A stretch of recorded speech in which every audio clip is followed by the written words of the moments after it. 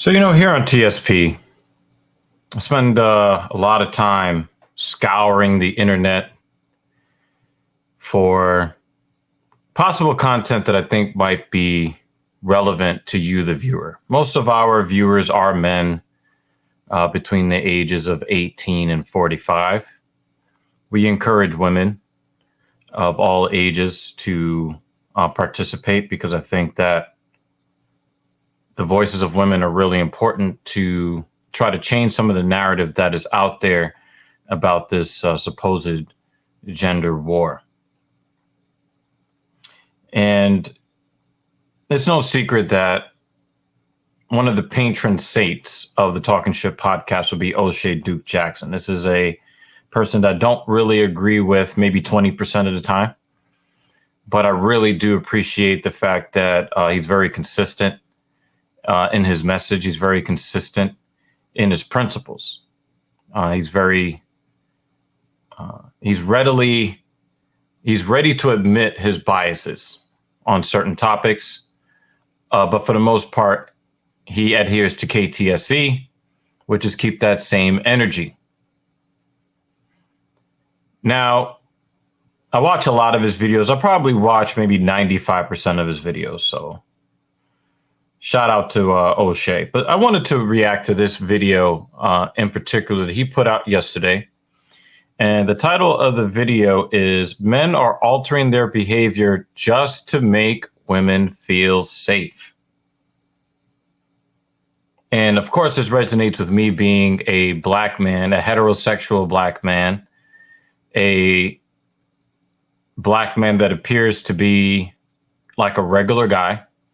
And I've been walking the streets of New York for almost 20 straight years since I was homeless in this city in 2003. And I used to have that red pill rage that was more specific to just trying to walk down the street, minding my own business, and being reacted to as if I did something to someone.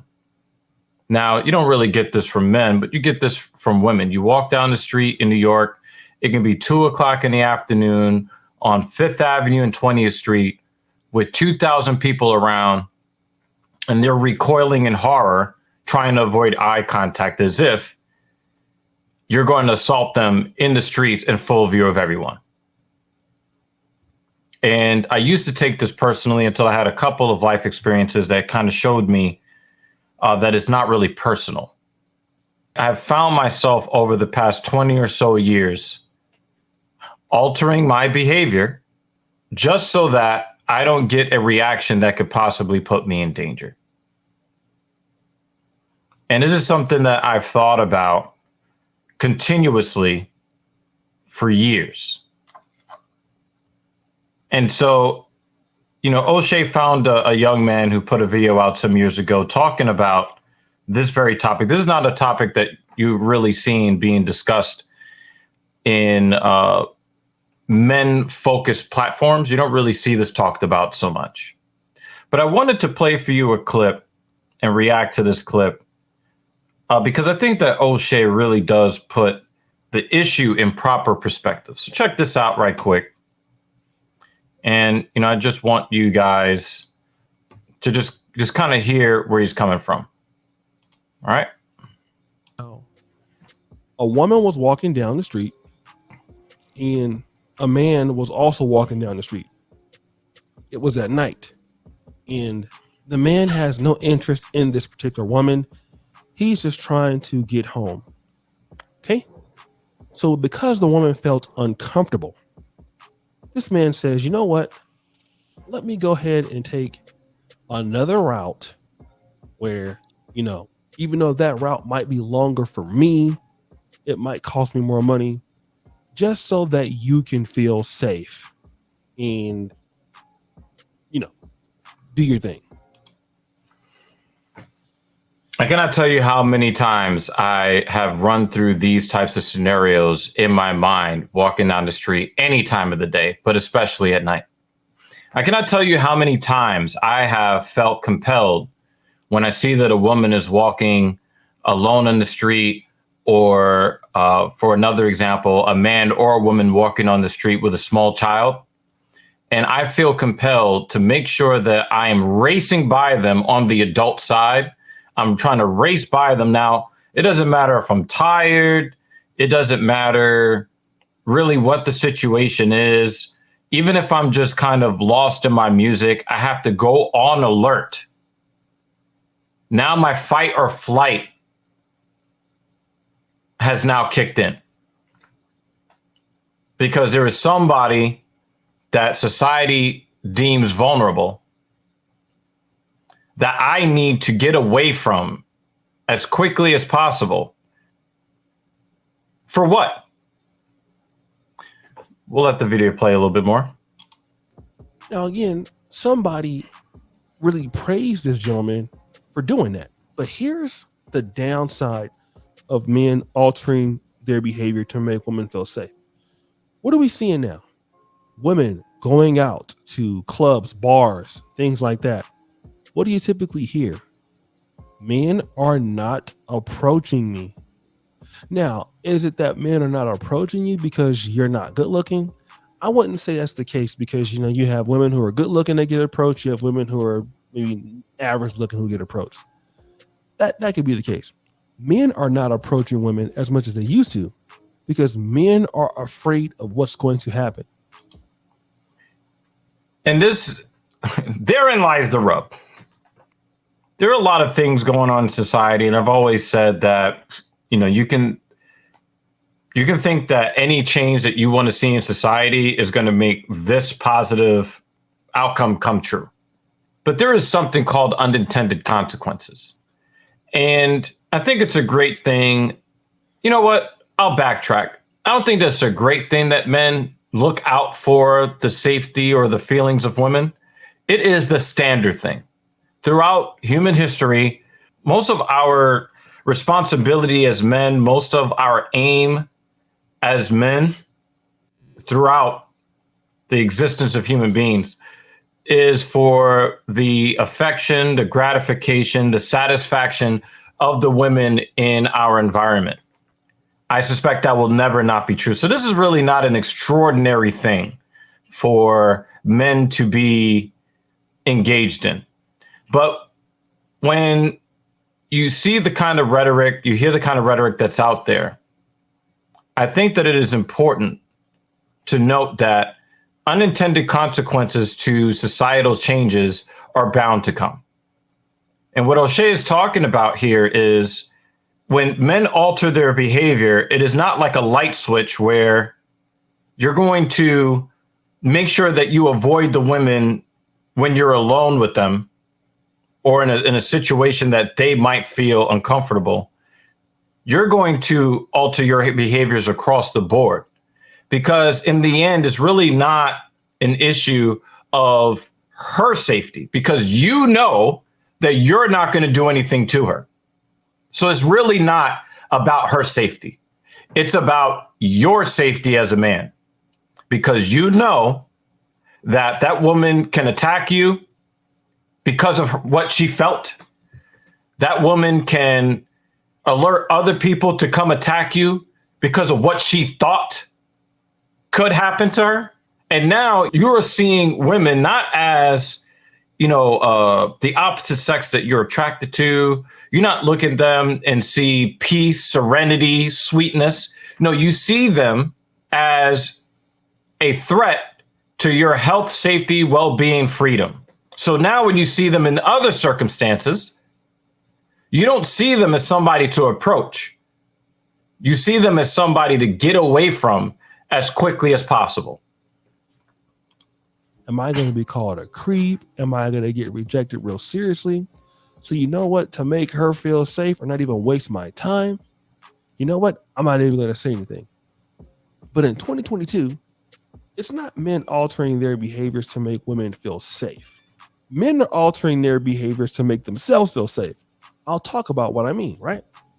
So in 2022, if you see a woman on a street getting harassed by some man, or you see it on World Star Hip Hop a lot of times where you see women in like the subway and some man is like in their face or possibly threatening them, what do you see a lot of men do? Nothing.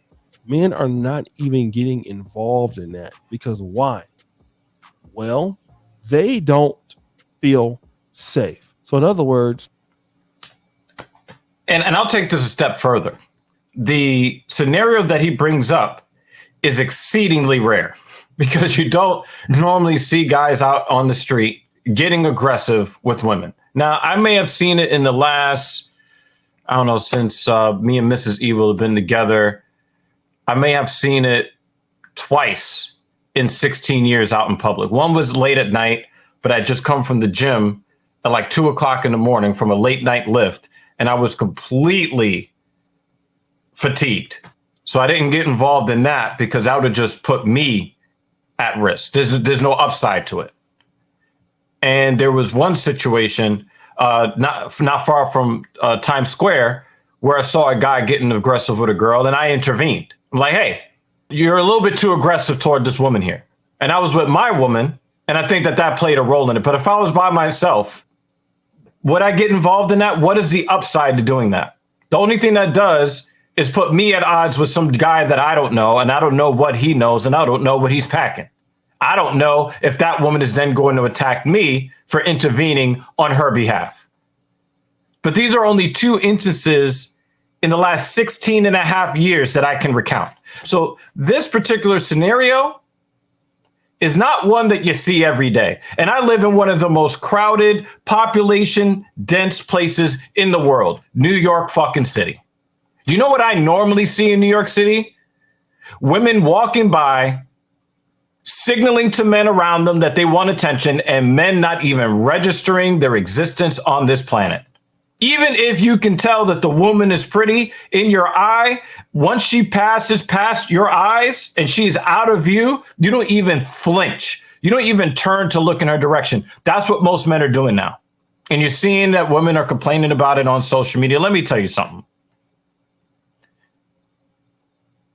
I used to live in a building that used to be a tenement that they wanted to make into luxury housing. Now, the funny thing is they wanted to charge the people coming in luxury apartment rents, but you still have Pookie and Ray Ray living next door paying $70 a month.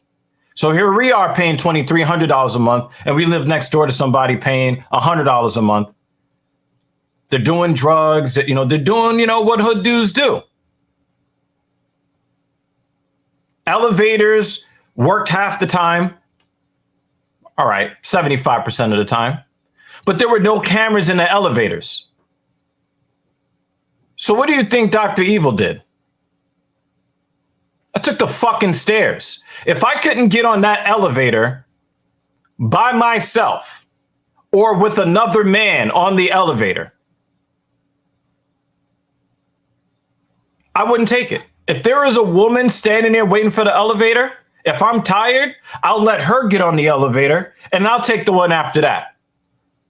I might let the next elevator come by if another woman comes, and by then, fuck it. If I'm tired at that point, I'm just going to take, you know what? I'm not just going to let all these elevators pass by. I'm going to take the fucking stairs. Why?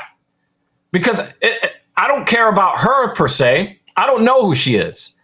But I do know that without cameras on this elevator, I could be standing there minding my business and then have a detective show up at my door. Oh, so-and-so said that you touched her. And there's no camera to refute what she's saying. And now I'm guilty until proven innocent. No, I'm not going to take that. No. Mama didn't raise no fool. Do you think that I'm not getting on the elevator for her safety? No, it's for my safety. If this lady gets into a confrontation with somebody, and even if it's not her fault, one person's fault, it's not my fault. So I'm not going to get involved with that any way at all because, hey, you know what? I want to feel safe, so I'm not going to go into that. Now, let's talk about in the workplace. Men want to make themselves feel safe, right? So at the workplace, men are no longer, now some men may do it. Sometimes you might have a colleague say, oh, okay, you look nice today. But guess what? in order to make women feel safe, you don't want that to come off as sexual harassment. So guess what? Thank you, Oshay. Thank you for mentioning this. From 2010 to 2018, I was the subject of 4 false allegations in the workplace, 2 in the white collar world and 2 in the personal training world.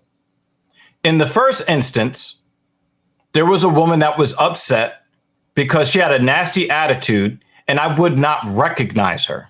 I would not talk to her. I wouldn't say anything to her. But it just so happens that there was a woman that I thought was really nice. And I used to go to her cubicle and shoot the shit with her for about 10 to 15 minutes. It just so happens that the woman with the poor attitude was in the cubicle right in front of hers. And I had to walk past that cubicle to talk to the other woman. And I never once looked in this woman's direction, the cubicle in front. Never once looked in her direction. Never said a word to her. She wasn't a nice person. But then, come the 6-month review time, I am informed that I'm getting an unsatisfactory review because apparently I'm harassing all of the women in the office.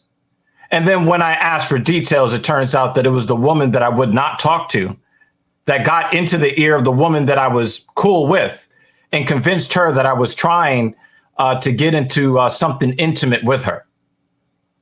The second time I was in a situation like this, I was hired at my new wife's place of work, but because I did not want to get involved in personal conversation on work time to insulate myself from any kind of false accusation, again, because I did not do that, the office busybody didn't really like that, put a false accusation in, and I think I was removed from that job after 22 days on the job. The third time I was presented with a false accusation was with a young lady who wanted to buy personal training from me, but then quickly realized that even the extremely discounted rate, I gave her 60% off my rate. She figured, you know what? I could not really afford this. Now, anybody that knows anything about the personal training world or really any appointment-based business, if you cancel inside the 24-hour period, you lose whatever it is or they charge you because it's a business. Now, I went through 4 sessions with this young lady. Late canceled on me 3 times that I did not charge her for, but she wanted her money back. So she tried to twist something that she thought I said before she purchased the personal training with me, and then tried to make it as if I was saying inappropriate things to her. Thank goodness my boss already knew it was BS and didn't buy it, but she tried it to try to get a refund that she was not entitled to.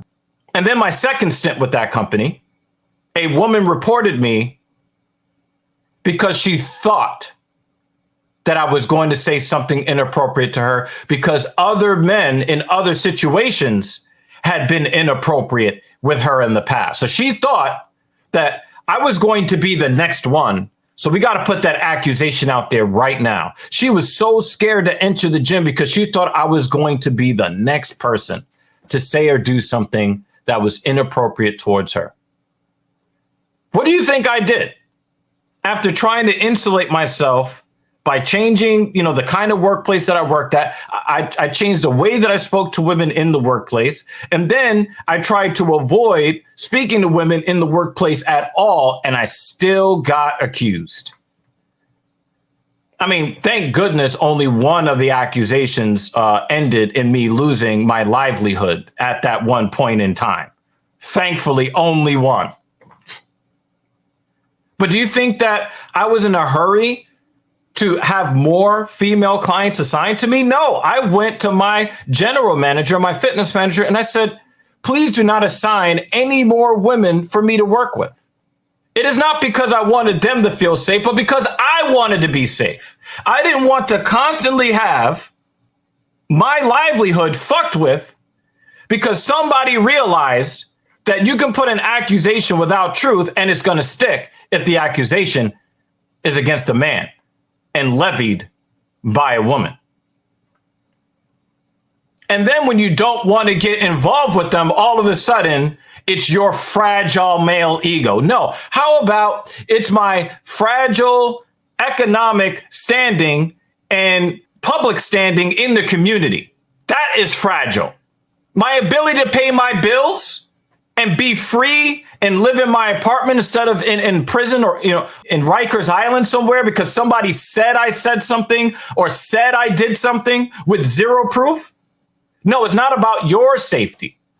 It's about my safety. Guess what?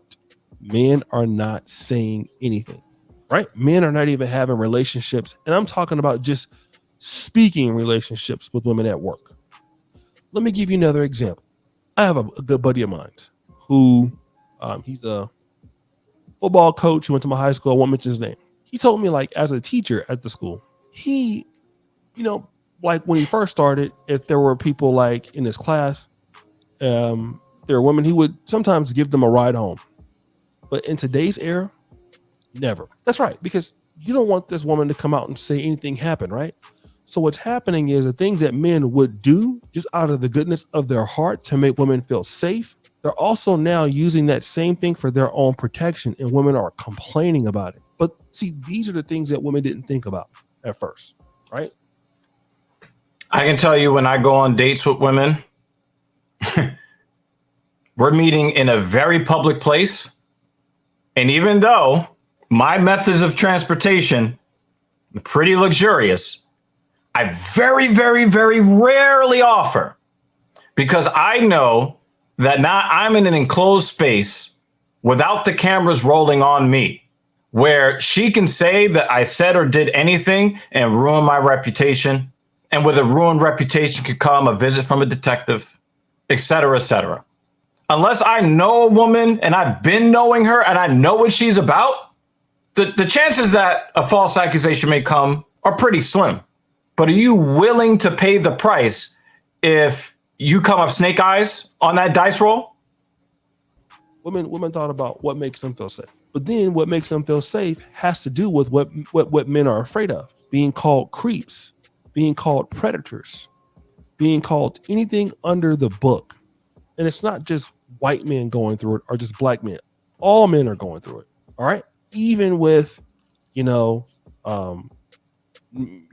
sometimes even, let's say, having the SEX thing, some guys are signing contracts like, hey, listen, you agreed to do this. We're going to go ahead and video record our session. I'm not going to show anybody, but just to let you, just so you know that you agreed to this. And I talk to young men all the time about having casual relations with women that you don't know the character of. I mean, even the women that you think you know, you have to be careful. There was a politician, I forget his name, here in New York City. His entire political career, which was on the up and up, was ruined because he was involved with a woman who took their BDSM sessions and the pictures that they took consensually together.